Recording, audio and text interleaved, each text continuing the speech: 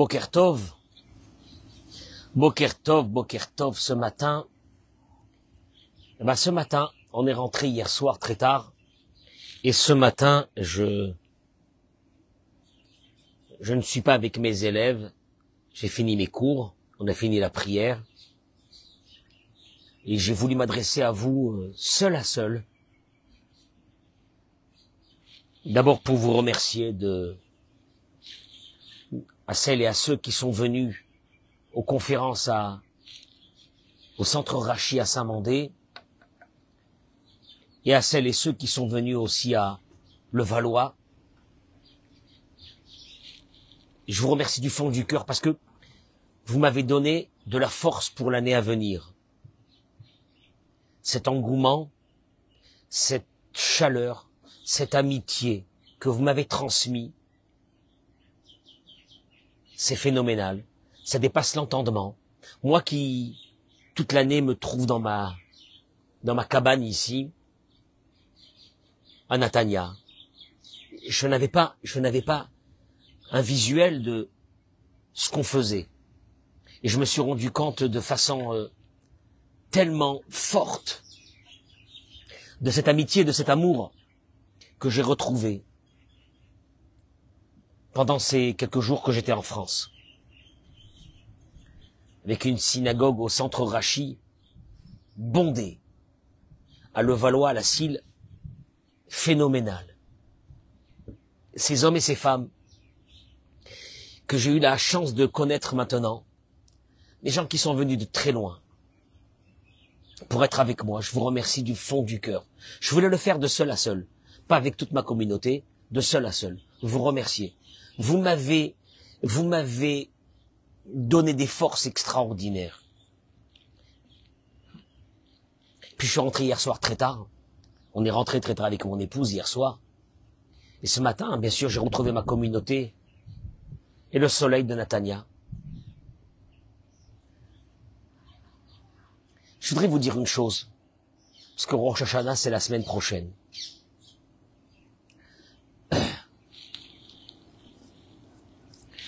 Le Zohar HaKadosh ramène que le premier jour de Rosh Hashanah, c'est un jour qui est dur.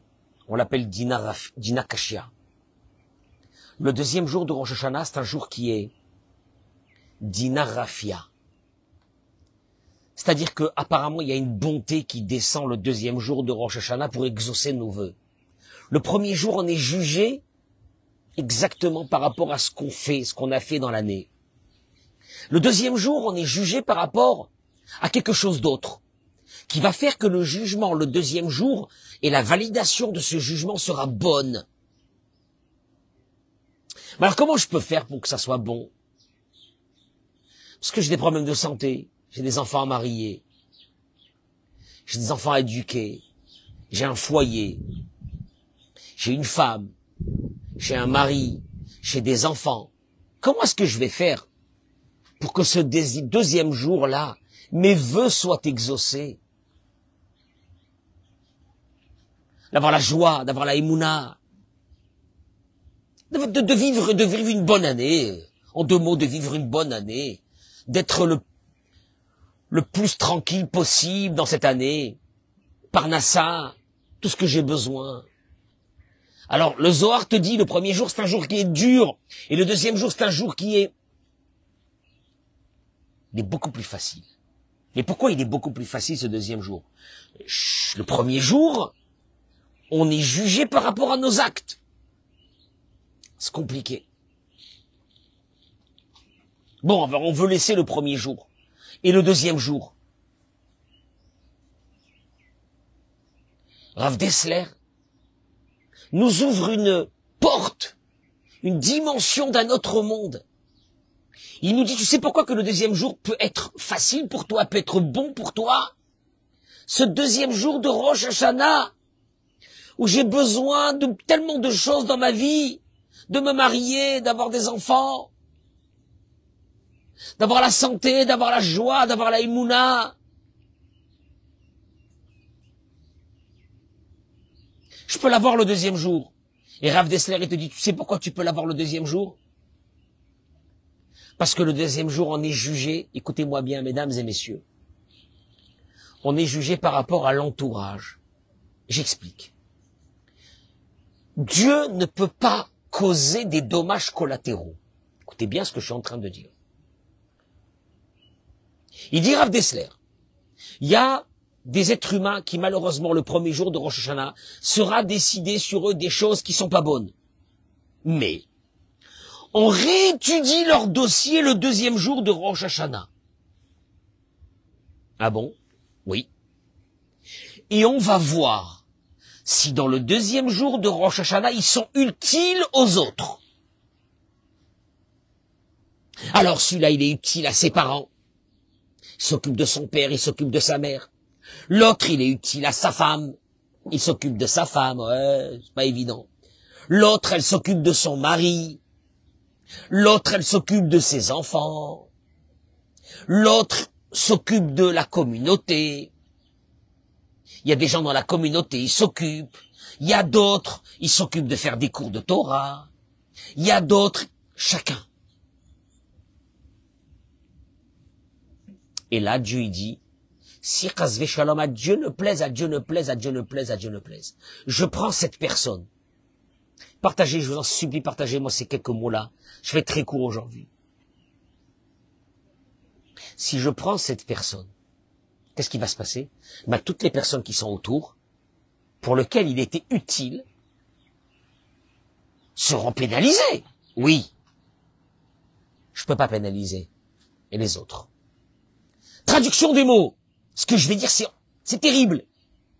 Celui qui est utile, il dit Rav Dessler. Les mots de Rav Dessler. Peut-être pendant une vie entière, chaque année, il était décidé qu'il doit partir. Mais on va le garder, parce qu'il est utile aux autres. D'être utile aux autres. De ne pas être un égoïste.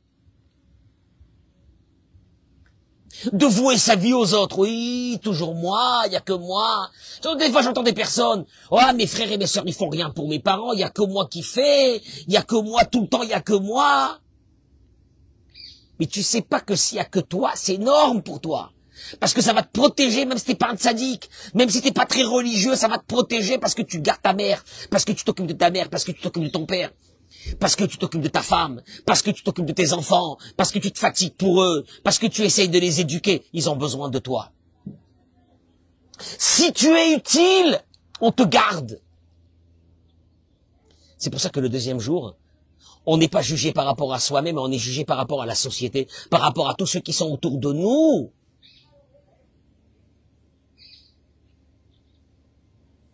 Ça, c'est Rosh Hashanah. Est-ce qu'on est utile par rapport aux autres? Celui qui a travaillé cette année, ses midot, son caractère, pour devenir meilleur avec les autres. Celui qui a pardonné, pour être meilleur avec les autres. Donc ces autres existent un peu grâce à lui. Il les aide. Il leur donne ce qu'ils ont besoin. Je voudrais dire surtout, nous par rapport à nos enfants, nous on a l'impression que nos enfants c'est une charge. Pourvu que ça soit une charge. Ouais, mais je comprends pas, je les ai mariés, ils sont encore sur mon dos, etc. Pourvu que ça soit une charge. Tant qu'il y a des gens qui vivent, qui prennent des forces grâce à toi, alors on t'épargne dans le ciel, parce qu'on ne peut pas t'enlever à toi. Parce qu'en t'enlevant à toi, ils vont être pénalisés. Vous comprenez, c'est énorme. C'est énorme. C'est énorme, c'est un secret de Rosh Hashanah. Premier jour, très dur. Il dit le Zohar, le Raïzal, il ramène ça. Très dur. C'est très dur, c'est la justice. La justice, il n'y a pas de sentiment, c'est dur. Mais le deuxième jour, Dina Rafia, c'est un jour de jugement. Faible. Il est faible. Pour qui? Il est faible pour ceux qui servent à quelqu'un, les égoïstes. devraient s'inquiéter. Les égoïstes qui ne pensent qu'à eux, qui cherchent la société pour prendre de la société, qui pompent les autres, ils devraient s'inquiéter. Ce qui ne sert à rien. Mais celui qui sert à quelque chose, quelqu'un d'autre servira à quelqu'un. Ouais, j'en ai marre. C'est toujours moi. J'entends des fois des personnes qui me disent, ouais, mes frères et mes sœurs, ils font rien. Pour ma mère, pour mon père, il n'y a que moi. Mais vas-y! C'est ta protection. Peut-être que tu vis grâce à ça. Peut-être que tu aurais dû partir, ça fait longtemps que tu vis grâce à ça, tu comprends pas? Alors continue.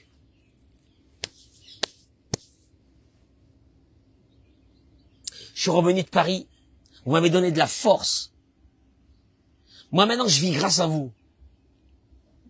Vous m'avez donné de la force. Vous ne savez pas ce que vous m'avez fait. Celles et ceux qui sont venus me rencontrer, celles qui sont venues avec moi. Moi qui me retrouve ici, qui est toujours là, ici à Doragueoula. Tous les matins, je kiffe avec mes élèves. Mais moi, je savais pas ce qui se passait en France. Vous m'avez fait vivre. Vous m'avez fait vivre. C'est pour ça que ce matin, alors je suis très fatigué, je viens de rentrer de voyage hier soir, on est rentré très tard. Mais j'avais envie de vous parler ce matin, j'avais envie de vous dire ce que je pensais. De tout ce caveau que vous m'avez fait, de toute cette chaleur humaine. C'est là. Moi je vis de la chaleur humaine, je vis de rien d'autre. Ni d'argent, ni rien, je veux rien, ni des intérêts, ni des machins, ni de l'honneur. Je m'en fiche, je me contrefiche de tout ça. Ce caveau que vous m'avez fait. Alors je vis grâce à vous, alors vous allez, j'ai besoin de vous. Comme j'ai besoin de vous, Dieu va vous protéger, c'est sûr et certain. Comprenez pas, c'est un phénomène qui se passe. J'ai pas compris, moi, ce phénomène. Moi, je pensais que je venais donner une conférence, mais je suis pas venu donner une conférence. Je suis venu rencontrer mes cœurs. J'étais lié avec vous, je le savais pas. À ce point. J'étais bouleversé, j'étais au bord des larmes. Je vous remercie énormément. Et dernière petite chose. Je suis revenu à la réalité de la vie ici. C'est des messages. Rav, répondez-moi. Parce que j'ai pas répondu pendant que j'étais en France. Répondez-moi. J'ai besoin pour passer les fêtes. J'ai besoin pour passer Rosh Hashanah. J'ai besoin pour passer Kippour. J'ai besoin pour passer Sukkot. J'ai 4 enfants, j'ai 5 enfants, j'ai 6 enfants, je suis divorcé. J'ai besoin. Mes parents, ils ont besoin. On a besoin. Voilà, c'était les messages que j'avais hier au retour. J'avais pas de message de Baruch Haba, j'avais des messages de on a besoin de vous. On a fait un allodon. J'ai besoin que vous le remplissiez au maximum. J'ai 200 familles. Je vous en supplie. Je vous embête pas toute l'année, mais il y a 2 moments dans l'année, c'est les veilles des fêtes. J'ai besoin de vous. Soyez utiles aux autres. Si vous êtes utiles aux autres, vous pouvez pas passer Rosh Hashanah pas bien. Vous allez passer Rosh Hashanah le meilleur du monde. Marquez pour Rav Cohen. C'est un allodon pour plusieurs rabbinim, donc marquez pour Rav Cohen. Marquez les noms des personnes que vous avez besoin. Moi, je les mets dans un papier. Bli neder. Et le jour de Rosh Hashanah, au moment où j'ouvre le Sefer Torah, et Sha'arei Ratzon, Ipateyach, et Sha'arei Ratzon, le meilleur moment, je vais dire ces noms. Donnez-moi les noms que vous avez besoin. Mettez-moi le maximum que vous pouvez. Vous avez des reçus Serfa pour ceux qui ont besoin, vous avez tout. Celles et ceux qui n'arrivent pas à trouver le lien sur la page de Dora Geoula ou sur la mienne, Rav Cohen, sur Facebook, envoyez-moi un message sur Messenger, je vous envoie le lien. Transmettez-le à des personnes que vous savez qui ont la capacité, la possibilité de nous aider. Je me suis rendu compte que j'ai pas beaucoup de jours, parce que j'étais pas là, moi, pendant cette semaine. Et j'ai besoin de vous. Soyez utiles aux autres. Tant que vous serez utile aux autres, il ne peut rien vous arriver, que du bien, que du bien. Mais je vous en supplie, quand vous travaillez pour être agréable avec les autres, quand vous travaillez votre colère, quand vous travaillez vos midotes, pour être agréable aux hommes, ne pensez pas que vous êtes une victime, alors je suis obligé de changer. Tant que tu travailles pour être agréable avec ta femme, elle est comme elle est. C'est Hachem qui t'a donné cette femme. Quand je dis aux femmes, soyez agréables avec vos maris, respectez-les. Faites attention à ce que vous sortez de votre bouche. Ne dégradez pas les gens qui sont en face de vous, parce que la personne qui est en face de toi, elle a une âme, et cette âme, c'est une partie de Dieu. Tu peux pas dégrader Dieu. Tu deviens utile à l'autre. Quand on a des enfants qui sont difficiles, et qu'on les porte, jusqu'à que la maladie de l'adolescence passe. C'est une maladie, c'est 41 de fièvre. Une maladie. Doucement, ça va passer. Quand on a une personne à la maison, un garçon, une fille qui sont pas encore mariés, de les porter, de les porter, de les porter, de les porter, jusqu'à qu'ils arriveront un jour à avoir leur mazal. C'est ça le travail d'un être humain. C'est d'être utile à l'autre. Et ça sert à quoi de vivre dans ce monde? On le voit bien que seuls ceux qui ont été utiles aux autres, leur nom est resté pour la postérité. Ils sont éternels. Ouais, on est éternel. On peut être éternel dans ce monde. C'est ça, l'introspection de Rosh Hashanah. Qu'est-ce que j'ai fait cette année pour les autres? Pour leur rendre la vie agréable. Qu'est-ce que je vais faire pour l'année à venir? Pour continuer à progresser. Vous savez bien que mes cours sont basés sur une chose, pas sur des paroles de Torah. Le travail d'un être humain, de devenir quelqu'un de bien, de changer, d'évoluer, d'évoluer. C'est tout.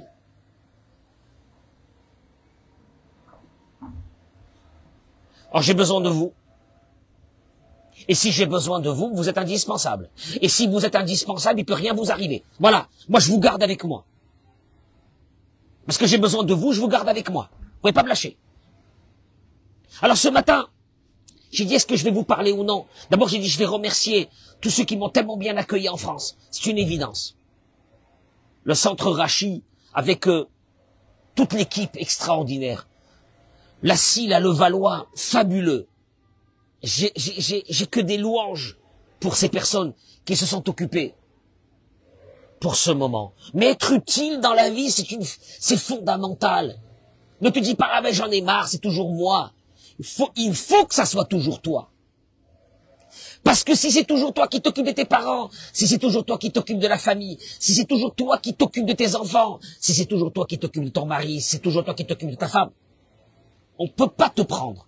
Parce que dans la Torah, il y a une règle qui s'appelle les dégâts collatéraux. Il peut pas y avoir de dégâts collatéraux. Si toi, on a besoin de toi, tu resteras là tout le temps. Parce qu'on a besoin de toi. Celles et ceux qui n'ont pas le lien, je leur envoie qui m'envoient un message sur Messenger. Je leur envoie le lien. J'ai besoin d'une mobilisation générale. Parce que j'ai mes 200 familles qui vont me tuer. Et je suis obligé de leur donner quelque chose pour les fêtes. Minimum 500, 600 shekels, c'est le minimum. Mais dans quelle situation on est aujourd'hui? C'est de la folie. Moi, je peux rester tranquille dans mon coin, j'ai pas besoin, je suis tranquille. Et je m'occupe pas d'eux.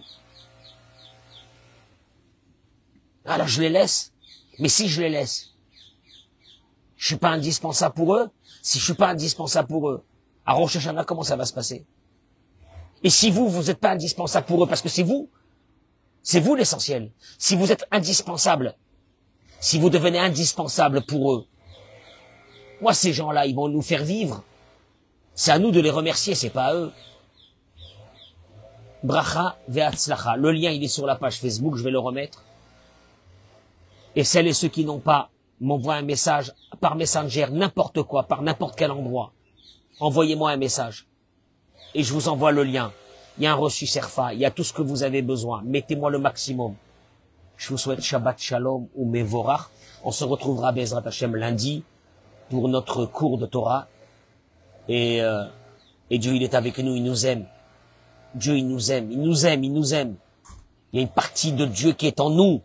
Il peut pas ne pas nous aimer. Il peut pas. Il nous aime. Chaque chose qu'il fait, c'est pour le bien. Il sait pourquoi il le fait. Ne vous inquiétez pas. N'ayez pas d'angoisse dans la vie. Restez tranquille. Restez tranquille. Il faut laisser aussi une chose dans la vie. Le temps. Le temps, il appartient à Dieu. Le temps, il appartient pas à l'être humain. Le temps, il appartient à Dieu. Le temps qu'il veut. Quand il veut. Au moment où il veut. Je remercie Hachem que ce matin, je suis revenu ici. Baruch Hachem, tout va très bien. Qu'est-ce que je vais dire à Dieu? Combien je le remercie? Combien? Il nous fait vivre. On a terminé l'année, on va commencer une nouvelle année si Dieu veut. La nouvelle année, c'est qu'un compteur qui se remet à zéro. Ça n'a rien à voir. C'est pas une continuité de l'année passée. C'est le compteur se remet à zéro, la Gemara elle dit. Le compteur, il se remet à zéro. Allez, on y va. On repart. On repart. C'est une nouvelle année. Tous les compteurs sont remis à zéro. On va revérifier notre dossier.